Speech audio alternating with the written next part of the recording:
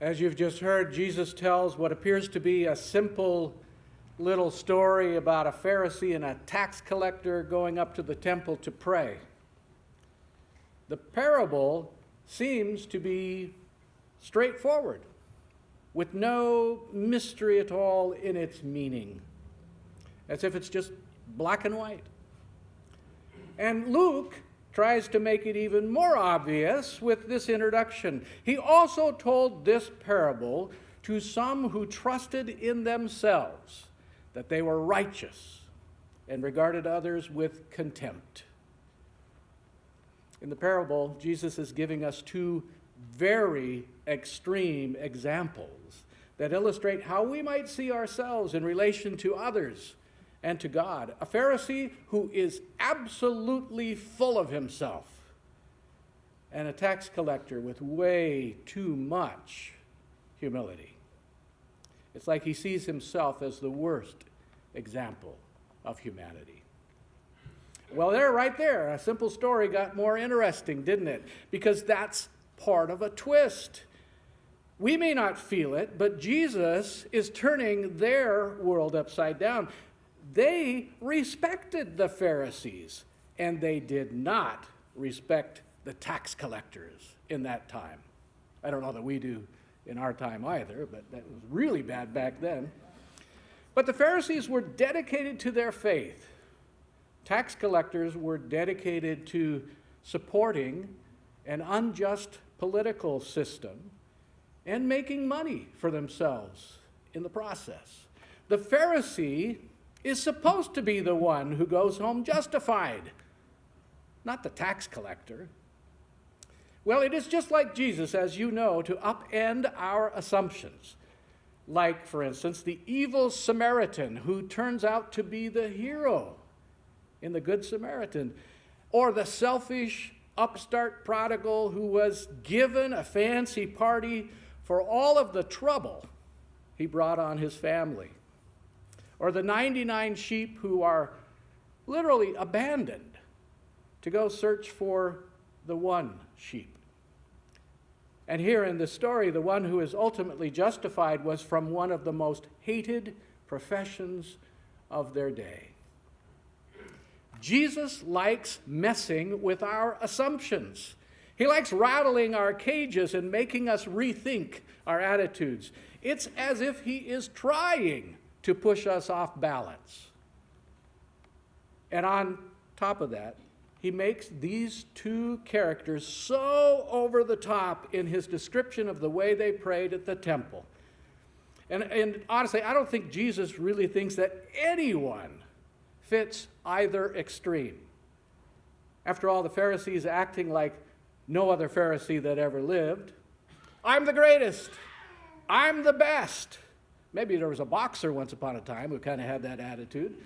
I do more good than anyone else. I don't make mistakes ever. While I am nearly perfect in every way. Oops, I just made a mistake. I meant to say that I'm absolutely perfect in every way.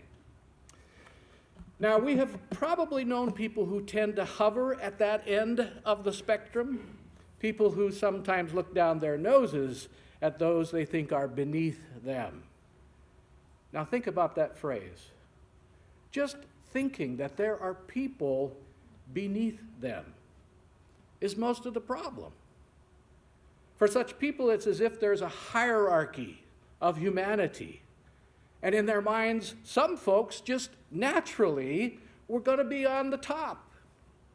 And here's the shocker. The folks they think are at the top are people who are just like them, people who look like them and act like them. Isn't that the root problem of racism and prejudice? People seem to have this inherent need to be better than someone. When you have an attitude of superiority, you end up having to overlook a great many of your own faults. Things that prove that you are not so perfect after all. There is a significant amount of delusion that goes into seeing yourself as above everyone else. Now, on the other hand, the tax collector comes before God begging for mercy. He sees himself at the bottom of the hierarchy. No one is lower than him. He has no worth, no redeeming social value. He sees himself as so unworthy that he doesn't even come close to the temple. It says he was standing far off. He didn't even think he had the right to approach God.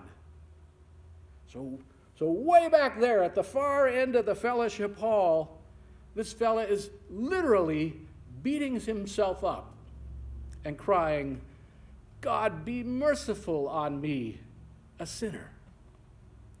It reminds me of that phrase from the song Amazing Grace. Grace that saved a wretch like me. Now, I've done some stupid things in my time, but I am not a wretch, which is defined as an unfortunate, unhappy, despicable, contemptible person. Well, 2 out of 4 isn't bad, right? I'm not perfect, but I'm not a wretch either, and neither are you. There's got to be a happy medium somewhere between these two extremes. One person came before God declaring his great worth and also declaring the unworthiness of others, and the other came declaring his own unworthiness. And then Jesus says it was the tax collector that went home justified. I have to think that one through. I suppose he went home justified because he was the only one of those two that was open to God's grace and mercy. But think about this. Jesus didn't go around telling people to put themselves down. On the contrary, he absolutely lifted people up from the low positions the world had put them in and let them know that indeed they were wonderful and they had worth and dignity. I got to thinking about this parable this week, and I think that Jesus uses, and this isn't the only time, he uses such extreme examples to teach us to find a middle way, a balanced approach. Not too high, but not too low. The fact is that Jesus talks about finding a proper balance more often than you might imagine in the gospel. He ends up this particular teaching by saying that all who exalt themselves will be humbled, and all who humble themselves will be exalted. If you think too much of yourself, you need to be humbled. If you think too little of yourself, you need to be exalted a bit. That makes sense, doesn't it? It brings a balance into our lives and into the world. How many people have lives out of balance in our society? Too much work, not enough free time. Too serious all the time, not enough joy. You've probably heard the story about the businessman who went down to Mexico on holiday. And as he was relaxing on the beach, he noticed a fisherman coming in on his boat. He went over and looked, and he complimented the fisherman on his catch and asked him how long it took for him to catch that many fish. "Well, not long," was the reply. "Then why did you stay out longer?" asked the tourist. "Because this is enough for me and my family," explained the fisherman. "So what do you do with the rest of your time?" "I sleep late. I fish for a while. I play with my children. I take a siesta. I spend time with my wife, and then in the evening I go into the village to visit my friends. I have a few drinks. I play the guitar, and I sing a few songs. I have a full life." The businessman kind of looked at him quizzically and said, "I have an MBA from Harvard, and I can help you.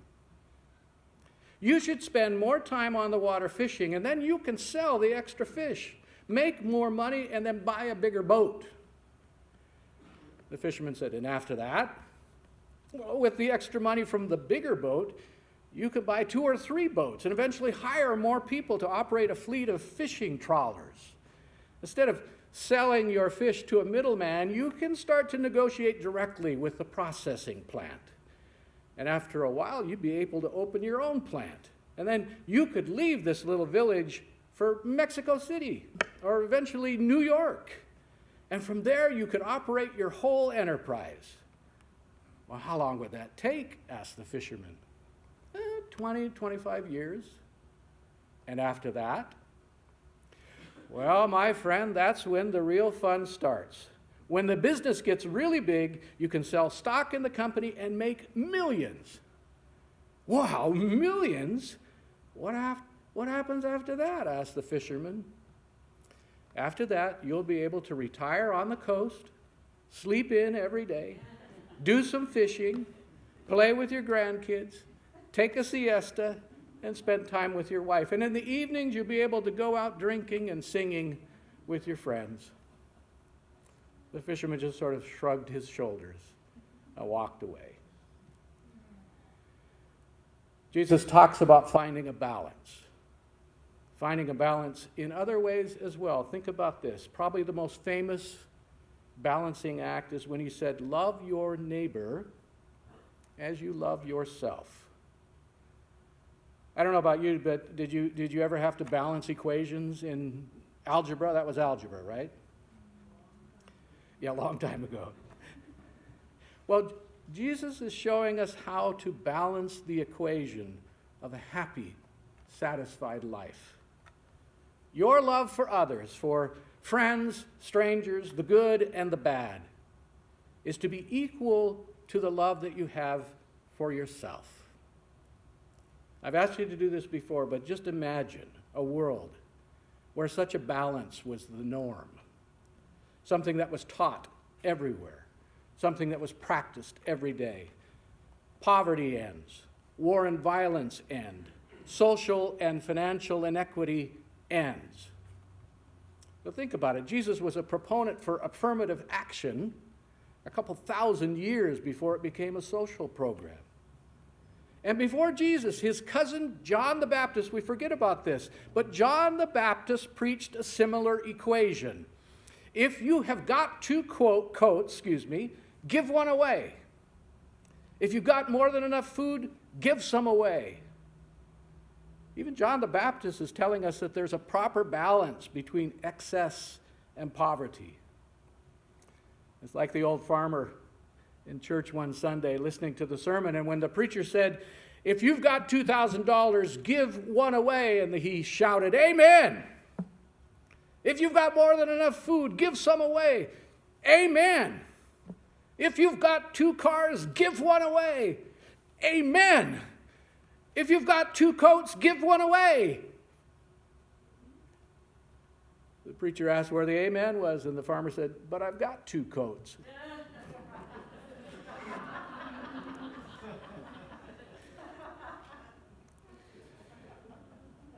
Jesus is trying to teach us to live a balanced life.